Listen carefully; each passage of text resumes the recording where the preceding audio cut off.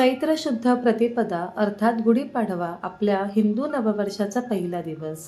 प्रभू रामचंद्रांनी रावणाचा वध करून अयोध्येत परतल्याच्या आनंदात ही गुढी उभारली जाते आणि म्हणूनच या दिवशी विजयाचे प्रतीक म्हणून आनंदात गुढीपाडवा हा साजरा केला जातो.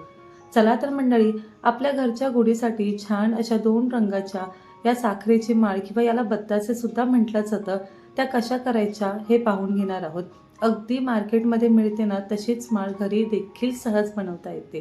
पाकातली मळी काढण्यापासून पांढरा शुभ्र गाठी कशा बनवायच्या यासाठी व्हिडिओ अजिबात स्किप न करता बघा. म्हणजे तुम्ही पहिल्यांदा जरी बनवणार असेल तरी तुमचा सुद्धा साखरेचा हार छान सुबक आणि आकर्षक होईल. नमस्कार, मी वैशाली तुम्हा सर्वांचं आपल्या माऊलीज किचनमध्ये अगदी मनापासून स्वागत करते.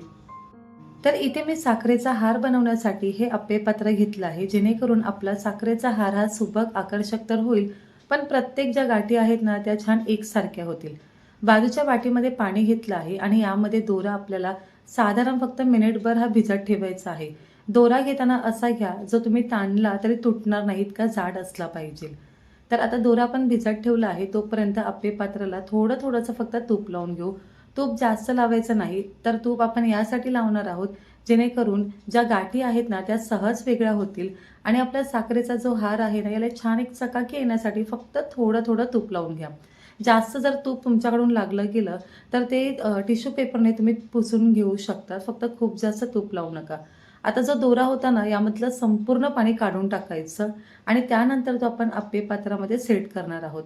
सेट करताना अगदी आतपर्यंत छान तुम्ही सेट करून घ्या. वरच्यावर फक्त टांगून ठेवू नका, जेणेकरून जे आपण यामध्ये साखरेचा पाक सोडू ना तेव्हा हा दोरा त्यामध्ये व्यवस्थित अडकला पाहिजे. अशामुळे तुम्हाला हा दोरा अगदी आतपर्यंत सेट करून घ्यायचा आहे. तर बघा, ही प्रोसेस आपल्याला सर्वात अगोदर करून घ्यायची आहे, कारण की नंतर अजिबात वेळ मिळत नाही हे सर्व करण्यासाठी. आणि जर तुमच्याकडे अप्पेपात्र नसेल तर तुम्ही एकसारख्या वाट्या घेतल्या तरी सुद्धा चालेल. तर इथे आता पाक बनवण्यासाठी मी 1 वाटी साखर घेतली आहे आणि साखर पाण्यामध्ये भिजेल इतकंच पाणी, म्हणजे साधारण पाव वाटी पाणी घेतलं आहे. गॅस चालू करून घेऊ आणि सुरुवातीला ना मोठ्या आचेवर सुद्धा तुम्ही ही साखर विरघळून घेऊ शकतात आणि त्यानंतर गॅसची आच आपल्याला मंद करायची आहे. तर हा साखरेचा पाक किती वेळ शिजवायचा किंवा कसा ओळखायचा हे तुम्हाला पुढे पाहायला मिळेलच. पण बघा, आपल्याला ह्या ज्या गाठी आहेत ना छान पांढऱ्या शुभ्र करण्यासाठी आपला जो साखरेचा पाक आहे याला उकळी आली ना की लगेच यामध्ये फक्त साधारण 2 चमचे तुम्ही दूध घाला.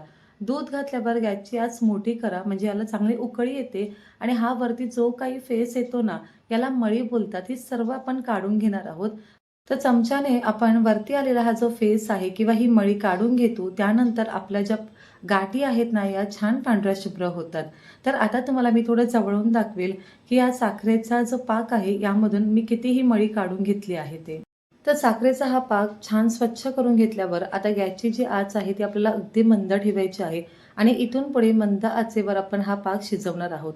तोपर्यंत शिजवणार आहोत जोपर्यंत याला चिकटपणा येत नाही आणि यामधून तार निघत नाही, तोपर्यंत हा पाक आपण चांगला शिजवून घेणार आहोत. तर बघा, पाक ओळखण्याच्या 2-3 गोष्टी आहेत. त्या म्हणजे सुरुवातीला प्लेटमध्ये थोडासा पाक काढून घ्या. जर तो असं खाली निघत असेल म्हणजे अजूनही आपला पाक तितका घट्ट बनला नाही.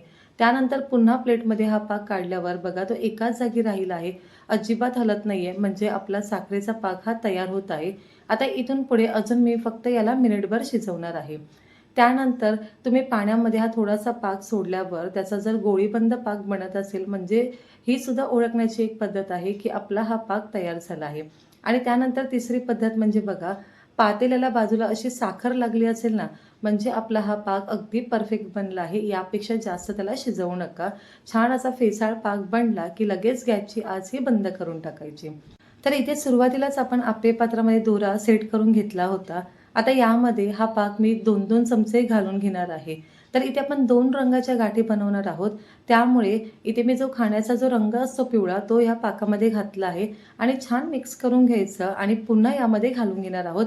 म्हणजे आपला जो साखरेचा हार आहे किंवा साखरेच्या ज्या गाठी आहेत ना, या छान 2 रंगाच्या दिसतात आणि त्या बघण्यासाठी खरंच खूप सुंदर वाटतं. तर इथे तुम्हाला हा साखरेचा पाक जसा तयार झाला ना, की लगेचच तो आप्पे पात्रामध्ये सोडून घ्यायचा आहे. बाजूला अजिबात ठेवायचा नाही, नाहीतर तो इतका घट्ट होतो ना, की अजिबात तुम्हाला हा पाक आप्पे पात्रामध्ये सोडता येणार नाही. तर बघा, व्यवस्थित इथे सगळा पाक मी सोडून घेतला आहे. आता आपण हा साधारण एक 7 ते 8 मिनिटं फॅनखाली ठेवून देऊ. तर इथे आपण हा साखरेचा पाक बनवण्यासाठी किंवा साखरेचा हार बनवण्यासाठी अजिबात सोडा किंवा इनोचा वापर केला नाही. तरीसुद्धा आपल्या ज्या गाठी आहेत ना, या छान खुसखुशीत झाल्या आहेत. तर बघा, अगदी सहज वेगळा होत आहे. म्हणजे आपण जो पाक करून घेतला होता ना, तो अगदी परफेक्ट होता आणि सुरुवातीला आपण आप्पे पात्राला तूप लावल्यामुळे अगदी या गाठी बघा कशा पटकन वेगळ्या झाल्या आहेत.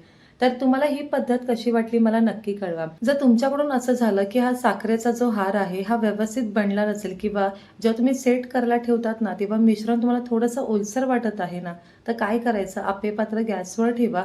अजिबात याला फक्त उकळी आणून देऊ नका. थोडंसं गरम झालं, की लगेच बंद करा आणि पुन्हा सेट करायला बाजूला ठेवा. असं तुम्ही केलं, की या गाठी अगदी व्यवस्थित निघतील. आणि जर तुमच्याकडून हा साखरेचा हार आहे, याला तूप जर जास्त लागलं असेल ना, तर ते टिश्यू पेपरने काढून टाका. म्हणजे आपण गुढीला जी साडी किंवा वस्त्र लावतो ना, त्याला अजिबात तूप लागणार नाही किंवा खराब होणार नाही. तर बघा, अगदी झटपट 5 मिनिटांमध्ये आपला हा साखरेचा हार तयार झाला आहे. आणि आपल्या घरच्या गुढीला जेव्हा आपण स्वतःहून असा साखरेचा हार बनवतो ना, तर तो लावण्याचा आनंद हा खूप वेगळा आहे. तर पुन्हा भेटूया अशा छानशा आणि नवीन रेसिपीसोबत. तोपर्यंत स्वादिष्ट खा आणि आस्वाद मिळवा. अजूनपर्यंत चॅनलला सबस्क्राईब केलं नसेल तर नक्की करा. बाजूच्या बेल आयकॉनला सुद्धा क्लिक करा. जेणेकरून मी जेव्हा माझे व्हिडिओ अपलोड करेल ना, त्याचे नोटिफिकेशन तुम्हाला सर्वात अगोदर भेटेल. तर तुम्हा सर्वांना माझ्याकडून गुढीपाडव्याच्या खूप साऱ्या शुभेच्छा.